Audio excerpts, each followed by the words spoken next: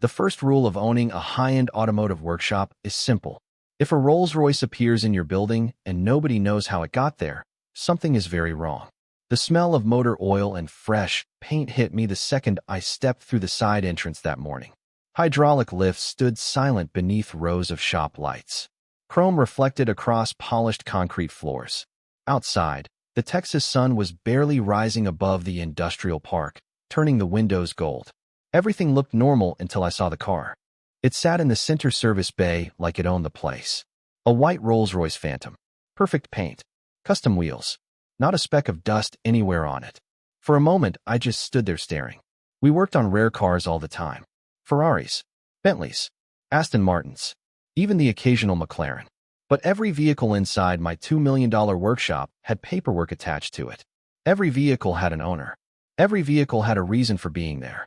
This one had none. My name is Jake Harrison. I own Harrison Custom Motors, one of the largest restoration and fabrication shops in the county. My father started it 40 years ago with 2 toolboxes and a leaking garage roof. Now it covered nearly 20,000 square feet and employed some of the best technicians in Texas. We specialized in precision work. Documentation mattered. Records mattered. Nothing entered the building without a trail, which was exactly why that Rolls-Royce bothered me. I walked around it slowly. The glossy white paint reflected the overhead lights like glass. The interior looked untouched. Expensive leather. Polished wood trim. Every detail screamed money. Yet there was no work order clipped to the windshield. No customer file. No delivery notice. Nothing. I called my service manager over. He looked just as confused as I was. We checked the schedule. No appointment. We checked incoming deliveries. Nothing. We checked security logs. Nobody had signed it in. The entire situation made no sense. Then my receptionist walked into the shop carrying an envelope. She said someone had dropped it off late the previous evening. My stomach sank the second I saw the return address. Harbor Ridge Homeowners Association. Inside was a single-page letter printed on expensive stationery. The letter informed me that the vehicle currently stored in my facility belonged to the HOA and was to remain there under their authority until further notice. It even included instructions regarding storage and access. I read it twice because I honestly thought I had missed something. Then I saw the signature at the bottom. Melissa Whitmore, HOA president. If there was one person in town who loved power more than paperwork, it was Melissa. She ran Harbor Ridge like it was her personal kingdom. Rules, fines, committees, meetings. She inserted herself into everything. Over the years, I had heard dozens of stories about her. Most were annoying. Some were ridiculous. None involved a Rolls-Royce mysteriously appearing inside private property. Yet here we were. I looked back at the car. Something felt off. Not just the letter. Not just the situation. The entire thing. It was too convenient. Too confident. Almost like whoever put that vehicle in my workshop believed nobody would question it. Then I noticed a folder sitting on the passenger seat. Through the windshield, I could see paperwork inside. Ownership documents. Registration records. Title paperwork. At least that was what it appeared to be. Most people probably would have felt relieved. Problem solved. There was documentation. There was an explanation. But my father used to tell me something every mechanic should remember. A beautiful car can hide ugly secrets. Standing there beneath the bright shop lights with that Rolls-Royce sitting silently in front of me, I had a feeling I was about to find one. I did not open the folder immediately. Instead, I locked the shop doors, poured myself a cup of coffee, and walked up to the glass office overlooking the main service floor. From there I could see the entire workshop. Rows of tool chests lined the walls. Hydraulic lifts stood ready for the day's work. Bright white shop lights reflected off polished body panels and chrome trim. The mysterious Rolls-Royce sat alone in the center bay like a guest who had arrived before the party started. The smell of fresh paint, machine oil, and welding steel drifted through the building. It was a smell I had known my entire life. My father used to say a good workshop should tell a story before anyone speaks a word. Every scratch on the floor, every toolbox, every vehicle under restoration represented years of work and trust. That lesson mattered because Harrison Custom Motors was never just a business. It was family history. My father started the shop in a tiny garage behind our house when I was 10 years old. The roof leaked whenever it rained. Summers felt like ovens. Winters froze the tools. But customers kept coming because he treated every vehicle like it belonged to family. Over time, the business grew. One garage became 2, 2 became a warehouse. The warehouse became the 20,000 square foot facility I own today. Some of our projects appeared in magazines. Others won awards at national car shows. But the thing my father valued most was documentation. Every vehicle received a file. Every repair generated records. Every part was tracked. He had a favorite saying that hung framed above his workbench for years. Every car leaves a paper trail. As a kid, I thought he meant receipts. Later, I realized he meant something much bigger. Cars carried histories. Ownership histories. Registration histories. Insurance histories. Service histories. The truth always followed the paperwork eventually. That memory came back to me as I finally opened the folder sitting inside the luxury sedan. The documents looked impressive at first glance. Thick paper, official-looking seals, professional formatting, registration records, ownership information, transfer documents, even a title certificate. Whoever assembled the package wanted it to appear convincing. Most people probably would have accepted it without question. But after 20 years in the automotive business, I had learned that real paperwork and believable paperwork were not always the same thing. I carried the folder back to my office and began reviewing each page carefully. Outside the windows, the Texas morning brightened. Employees gradually arrived for work. Air compressors hissed to life. Toolboxes rolled across concrete floors. Mechanics discussed projects while engines started throughout the building. Normal sounds. Normal routines. Yet my attention remained fixed on the paperwork spread across my desk. Then my phone buzzed. The caller ID showed a name I had expected sooner or later. Melissa Whitmore. I answered. Her voice sounded calm, confident, almost cheerful. She thanked me for safeguarding the vehicle and explained that the Homeowners Association had temporary ownership interests connected to community assets.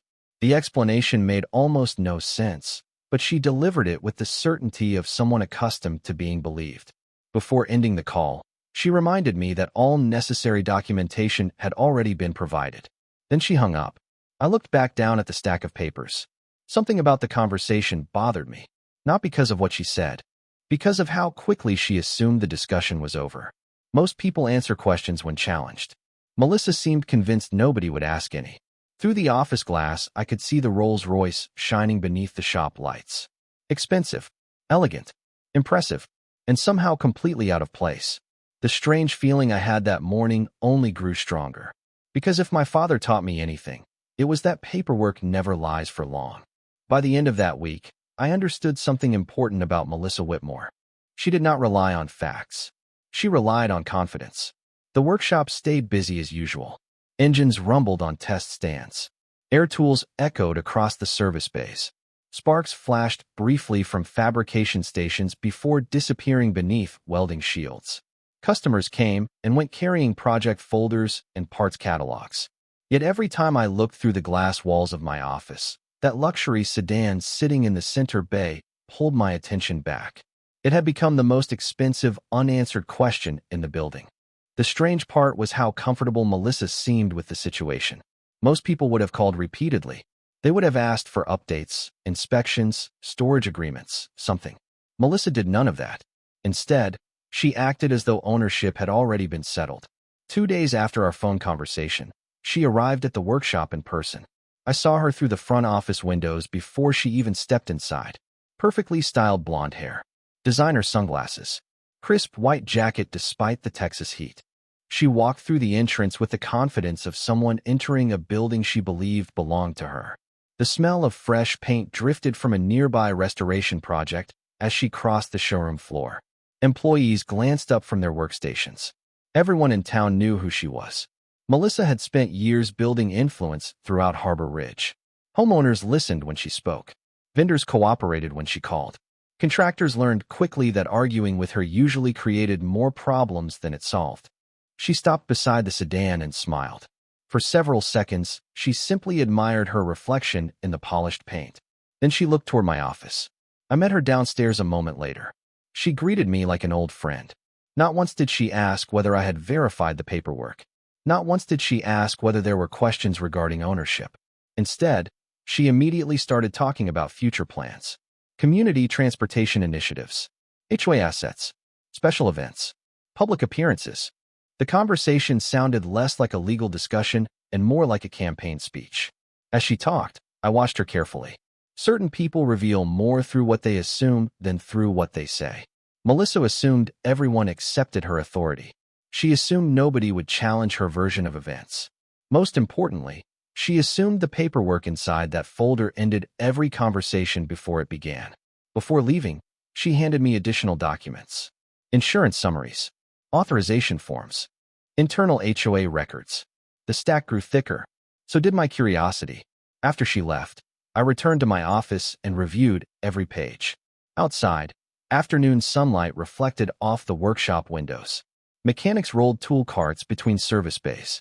Customers discussed restoration projects near the reception desk.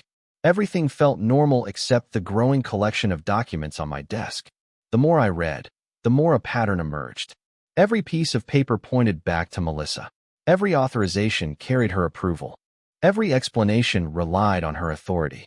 It was as if an entire story had been built around one person saying, "Trust me." Late that evening, after most employees had gone home, I stood alone beside the sedan. The shop felt different at night. Quieter. The smell of machine oil lingered in the air. Overhead lights reflected across the flawless white paint. I ran my eyes across every panel, every trim piece, every detail. Something still felt wrong. Not obvious. Not dramatic. Just wrong. My father used to say that when a vehicle tells one story and the paperwork tells another, believe the vehicle first. Looking at that car beneath the bright shop lights, I started thinking about that advice. Because while Melissa seemed completely convinced her version of events would never be questioned, I was beginning to suspect the car itself might eventually tell a very different story. The following week was when things became truly interesting. Not because I discovered anything dramatic. Quite the opposite. Nothing happened. And that was exactly what caught my attention. Most people involved in a questionable situation eventually become nervous. They call. They check in. They ask questions. Melissa did none of those things. Instead, she acted as if the matter had already been resolved. The sedan remained parked in the same service bay beneath bright shop lights, while the workshop continued operating around it. Every morning, I walked past it on my way to the office. Every evening, I glanced at it before locking up. The vehicle never moved. Yet somehow its presence seemed to grow larger every day. The polished paint reflected welders working in distant bays. Chrome trim mirrored rolling toolboxes and mechanics passing through the building. It sat there silently while everyone else stayed busy. Meanwhile, Melissa became even more public. Harbor Ridge newsletters began mentioning transportation initiatives tied to community assets. Emails circulated discussing upcoming HOA events. Social media posts appeared featuring luxury lifestyle images and ambitious plans for the neighborhood. The strange thing was that the language kept becoming more specific, more confident, more detailed. It was almost as if she wanted as many people as possible to believe her version of events. One afternoon, a customer recognized the vehicle while waiting near the reception area. He pointed toward the service bay and casually mentioned seeing Melissa discuss it during a recent HOA gathering. According to him, she described the car as part of a broader community project. I thanked him for the information and returned to my office. Then I added another note to a growing folder on my desk. By that point, I had started keeping records of everything. Not because I had proof of wrongdoing. Not yet. Because patterns matter. My father taught me that too. A single unusual detail means very little. 10 unusual details often mean everything. The folder kept growing. Copies of newsletters, printed emails, community announcements, public statements. Every document seemed harmless by itself. Together, they painted a much larger picture. Late one afternoon, I decided to spend some time around the vehicle itself. The workshop had quieted down as employees finished projects for the day. Air compressors shut off. Toolboxes rolled back into storage positions. The smell of fresh paint lingered from a completed restoration project nearby. Sunlight streamed through high windows and reflected across the sedan's flawless finish. I slowly walked around it again. Front bumper, side panels, rear quarter panels. Every detail looked perfect. Then I stopped near the driver's side windshield. A small sticker caught my attention. Nothing dramatic. Nothing obvious. Just a detail that seemed slightly out of place. The kind of thing most people would never notice. I leaned closer. The longer I looked, the more questions appeared. Questions that led to other questions. For the first time since the vehicle arrived, I found myself less interested in the paperwork and more interested in the car itself. Vehicles tell stories, sometimes through records, sometimes through wear patterns, sometimes through identification markings, and sometimes through details nobody expects anyone to check. That evening I remained in the office long after sunset. The workshop felt almost peaceful. Overhead lights illuminated empty service bays. Reflections danced across polished concrete floors. Outside, traffic moved quietly along distant roads. Inside, I sat reviewing documents while occasionally glancing through the office glass toward the sedan. Melissa seemed completely comfortable. The HOA seemed completely comfortable. Everyone involved appeared convinced the matter was settled. Looking back, that confidence was probably the biggest clue of all. Because the people who create strong evidence against themselves rarely realize they are doing it while it is happening. The next morning, I made a decision that would have frustrated almost everyone who knew me. I decided to do nothing. At least nothing visible. No phone calls to Melissa. No accusations. No dramatic meetings. No demand letters. I simply let the situation continue. The workshop remained busy from sunrise until evening. Engines came in. Projects went out. Customers approved restorations. Fabrication teams worked on custom builds. Through it all, the luxury sedan remained exactly where it was, parked beneath the bright service bay lights like a centerpiece nobody questioned anymore. That was the fascinating part. People adapt quickly. A few days earlier, its presence had seemed strange. Now employees walked past it without a second glance. Customers occasionally admired it. Visitors assumed it belonged there. Even Melissa appeared completely comfortable with the arrangement. In fact, she seemed more confident every week. Harbor Ridge newsletters continued appearing in mailboxes throughout the community. New announcements described future programs and special initiatives. Community meetings became more frequent. Social media updates became more ambitious. Every time Melissa spoke publicly, the story grew larger. The vehicle was no longer simply a vehicle. According to her descriptions, it had become proof of leadership, planning, and authority. I never corrected her. Instead, I listened. I collected copies of everything. Newsletters went into a file drawer. Emails went into digital folders. Public statements were saved. Event announcements were archived. My office slowly transformed into a record room. One afternoon, my receptionist walked in carrying another stack of printed community updates. She joked that I seemed more interested in HOA paperwork than cars lately. I laughed and thanked her. Then I added the documents to the growing collection. By that point, the pattern had become impossible to ignore. Melissa kept talking, and every time she talked, she created another piece of evidence. Late one evening, I stood alone beside the sedan after everyone else had gone home. The workshop felt almost peaceful. The constant noise of impact wrenches and air compressors had faded. The smell of machine oil lingered in the air. Reflections from overhead lights moved across the vehicle's polished paint. I studied the windshield area again. Then I examined the identification markings more carefully. Not enough to make conclusions, just enough to satisfy curiosity. The strange detail I noticed earlier still bothered me. Most people assume problems announce themselves loudly. In my experience, the biggest problems usually begin with something small. A number, a date, a signature, a detail nobody thinks matters. That thought stayed with me over the following days. Meanwhile, Melissa continued building her own narrative. She spoke at community functions, appeared in photographs, distributed updates, repeated the same story so often that people stopped questioning it. Confidence can be persuasive. Repetition can be persuasive. Together, they can convince entire groups of people to accept things they have never actually verified. What Melissa did not understand was that every public statement created a timeline. Every timeline created accountability. And accountability becomes very important when facts eventually arrive. One Friday afternoon, I sat in my office overlooking the service floor while sunlight streamed through the upper windows. Mechanics finished projects below. Toolboxes rolled across polished concrete. The sedan remained motionless beneath the lights. On my desk sat a growing stack of documents connected to one vehicle and one person. I leaned back in my chair and remembered something my father used to say whenever customers brought him a complicated problem. If somebody keeps handing you evidence, do not interrupt them. Let them finish. Looking at the folders spread across my desk, I realized that was exactly what was happening. Melissa believed she was strengthening her position. In reality, she was building a paper trail one document at a time. And somewhere inside that trail, I was becoming increasingly certain The truth was waiting. The breakthrough arrived on an ordinary Tuesday afternoon. There was no dramatic phone call, no surprise visitor, no shocking confession.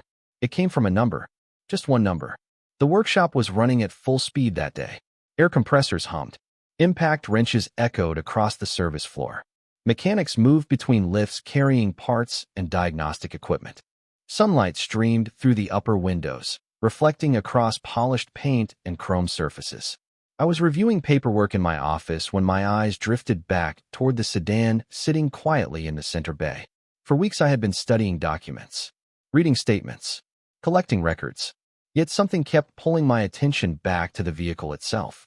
Eventually, I stopped looking at the paperwork and started looking more closely at the car. My father always believed machines were honest. People could tell stories. Documents could be manipulated. But a vehicle usually revealed the truth if you paid attention long enough. That afternoon, I walked downstairs carrying a clipboard and a flashlight. Nothing unusual. Mechanics inspected identification markings every day. Customers requested authenticity verification all the time. Nobody paid much attention as I examined the vehicle more carefully. The smell of fresh paint drifted through the building from a restoration project nearby. Shop lights reflected across the flawless white finish. I checked one identification point, then another, then another. Everything seemed normal until I compared a specific sequence of numbers against information contained in the folder Melissa had provided. I looked twice, then a third time. The sequence did not match. The difference was small, almost invisible. One character, one tiny detail buried among pages of information. Most people would never have noticed it. Yet once I saw it, I could not unsee it. I returned to my office and began reviewing every document again. Outside the glass walls, employees continued their normal routines. Toolboxes rolled across concrete floors. Customers arrived for appointments. The workshop remained busy and productive. Meanwhile, my desk disappeared beneath stacks of paperwork. The more I compared records, the more inconsistencies appeared. Not major inconsistencies. Small ones. Dates that seemed slightly unusual. References that did not align perfectly. Information that looked correct until examined closely. The entire package suddenly felt different. A few hours later, I made several routine inquiries through professional channels available to automotive businesses. Nothing aggressive. Nothing accusatory. Simply verification requests. Then I waited. Waiting turned out to be the easiest part because Melissa continued doing exactly what she had been doing all along. She kept talking. Community announcements continued. Public statements continued. Events continued. Every new newsletter added another page to the growing file. Every new claim reinforced a timeline that was becoming increasingly important. 3 days later, the first responses began arriving. I sat alone in my office reading them while evening sunlight turned the workshop windows orange. The smell of machine oil lingered in the air. Most of the employees had already gone home. The service floor felt unusually quiet. As I reviewed the information, a clear picture finally started emerging. The issue was not the car itself. The issue was the story surrounding it. Certain records did not support certain claims. Certain identifiers did not align with certain documents. The deeper I looked, the more difficult it became to explain the discrepancies as simple mistakes. For the first time since the vehicle appeared in my workshop, I felt completely calm. Not because I knew everything, because I finally knew where to look. I stood beside the sedan one last time before locking up for the night. Overhead lights reflected across the polished hood. The vehicle looked exactly the same as the day it arrived. Yet everything had changed.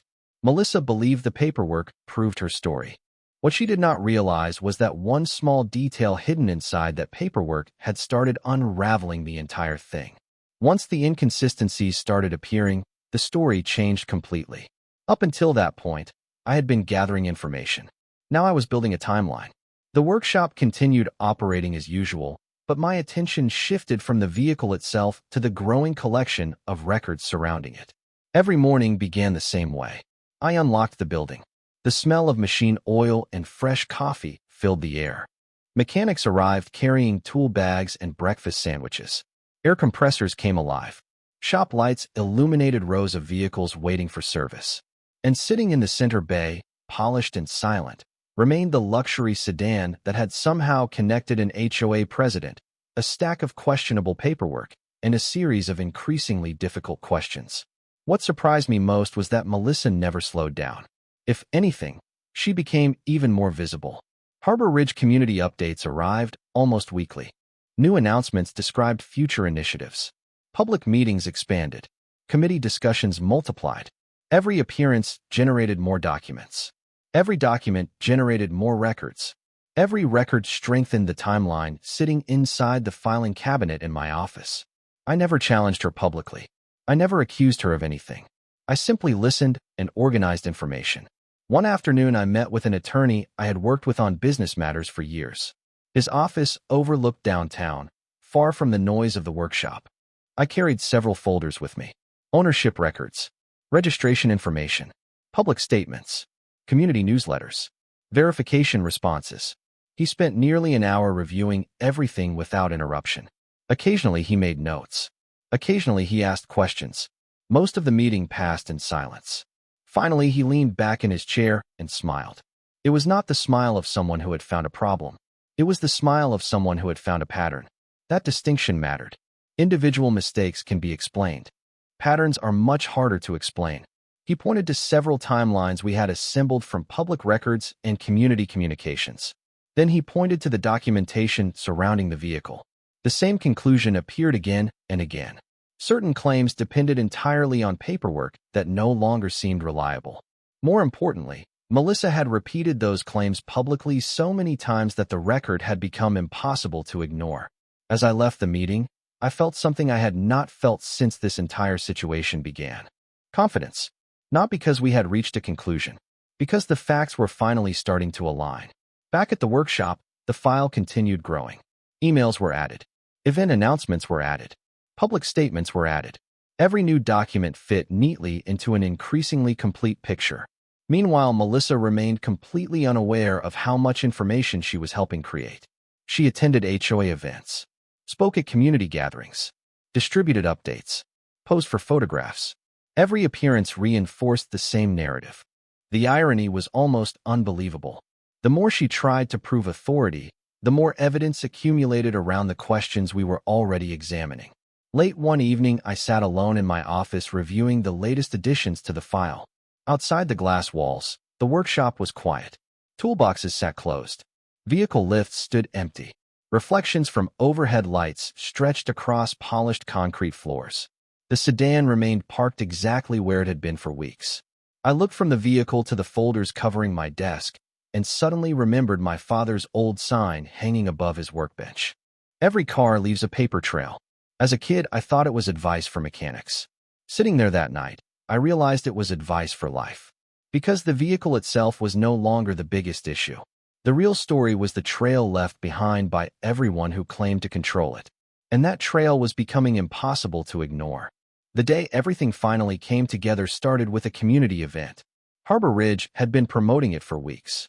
Banners appeared throughout the neighborhood. Emails filled residents' inboxes. Social media posts highlighted future projects, leadership achievements, and community goals. By then, Melissa had become the public face of nearly every announcement. Her confidence remained completely intact. If anything, she seemed more certain than ever that her version of events would never be questioned. The workshop opened early that morning as usual. The smell of coffee mixed with machine oil. Mechanics rolled tool carts into position. Service advisors prepared schedules for the day. Sunlight streamed through the high windows and reflected across polished vehicle surfaces. Yet despite the normal routine, I could feel something changing. Weeks of documentation, verification, and review had finally reached the point where answers mattered more than questions. My attorney called shortly after 9 o'clock. His voice sounded calm, the same calm tone he had used from the beginning. He informed me that several agencies and departments had completed reviews connected to the records we had assembled. Certain discrepancies could no longer be ignored. Certain documents required further examination. Most importantly, certain claims regarding ownership and authority would now be evaluated using verified records instead of assumptions. After ending the call, I sat quietly in my office for several minutes. Outside the glass walls, the luxury sedan remained parked beneath bright shop lights exactly where it had been since the day it appeared. Looking at it now felt different. For weeks it had been a mystery. Then it became evidence. Now it had become something else entirely. a symbol of how easily confidence can outrun facts for a while. That afternoon, I drove to the community event. Residents filled the gathering area. Folding chairs lined walkways. Information booths displayed future plans. Volunteers greeted attendees. Everything looked organized and professional. Melissa moved comfortably through the crowd, shaking hands and speaking with homeowners. She smiled for photographs and discussed upcoming initiatives with the ease of someone completely in control. Watching her, I almost understood why people believed her. Confidence is persuasive. People often mistake certainty for accuracy. As the event continued, several officials arrived. Their presence was professional and low-key. No dramatic entrance. No public confrontation. They simply began reviewing information that had already been requested through proper channels. Conversations took place. Documents were examined. Records were compared. From a distance, everything appeared routine. Yet the atmosphere gradually shifted. Questions that once received immediate answers now required explanations. Explanations required supporting records. Supporting records led back to the same inconsistencies we had been tracking for weeks. I noticed Melissa's expression change for the first time since this entire situation began. Not panic, not anger, uncertainty. The kind that appears when someone realizes the discussion is no longer based on assumptions. By late afternoon, the conclusions were becoming difficult to avoid. Verified records failed to support several key claims. Documentation that had once appeared convincing no longer survived closer examination. The timeline we spent weeks assembling suddenly mattered. Public statements mattered. Authorizations mattered. Records mattered. Everything connected together. Standing near the edge of the event, I thought about the sign that used to hang above my father's workbench. Every car leaves a paper trail. For most of my life, I believed that lesson applied only to vehicles. Now I understood it applied to people too. Because while everyone had focused on a luxury automobile, the real story was the trail surrounding it. And after months of being ignored, that trail was finally leading exactly where it had always been going. The workshop felt different after that. Not because anything physically changed. The same vehicles arrived every morning.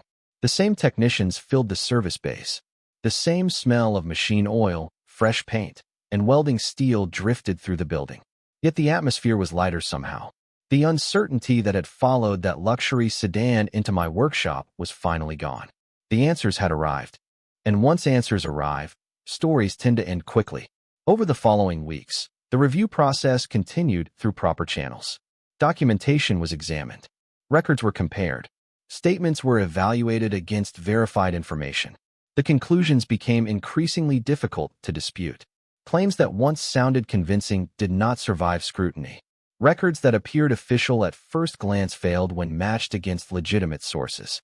Most importantly, the paper trail told a very different story than the one Melissa had spent months promoting. The vehicle itself eventually left the workshop under lawful authority after ownership questions were resolved through the appropriate procedures. I watched it disappear through the service entrance one quiet afternoon. Sunlight reflected across its polished paint as it rolled away. For a moment, I stood in the doorway listening to the distant sounds of traffic beyond the industrial park. Then it was gone. Just like that. The car that had dominated conversations, meetings, paperwork, and speculation for months simply became another completed chapter. Harbor Ridge changed as well. Residents began asking more questions. Community meetings became less theatrical and more practical. People started paying closer attention to documentation instead of promises. Leadership changed. Priorities changed. The assumption that confidence alone could replace verification quietly disappeared. Melissa gradually faded from the center of community life. I never celebrated that. There was no reason to. The goal had never been humiliation. The goal was truth. Truth had finally done what truth always does when given enough time. It caught up with the story. One evening several weeks later, I remained at the workshop long after everyone else had gone home. The building was quiet. Overhead lights reflected across polished concrete floors. Toolboxes sat closed. Vehicle lifts stood empty. Through the office windows, I could see the orange glow of sunset stretching across the Texas sky. I walked slowly through the service bays, passing projects in various stages of restoration. A classic Mustang waited for bodywork. A vintage pickup sat on a lift awaiting final assembly. A custom-built roadster rested beneath a protective cover. Normal work. Honest work. The kind of work my father built his reputation on. Eventually, I stopped beside the old framed sign that now hung in my office. Every car leaves a paper trail. The lettering had faded slightly over the years, but the message remained as clear as ever. Looking back, that sentence explained everything. The luxury sedan did leave a paper trail. So did the paperwork surrounding it. So did every public statement, every announcement, every claim, and every decision made along the way.